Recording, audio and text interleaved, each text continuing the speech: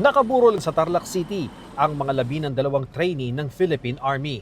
Ayon sa Philippine Army, nawala ng malay ang dalawa nitong Martes sa kasagsagan ng pagsasanay sa training command ng Philippine Army sa Capas, Tarlac. Nagkaroon sila ng formation around 1 p.m.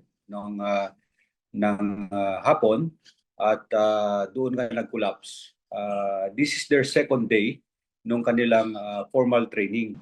Ayon sa Philippine Army, pasado naman daw sa physical at mental exam ang dalawang trainee kaya nakapasok sila sa programa ng Philippine Army.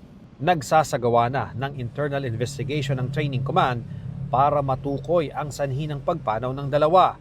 Pero base sa inisyal na investigasyon, wala namang indication ng foul play. Kumbaga, ang isang tinitingnan natin dito is the weather, yung dahil sa sobrang init din doon sa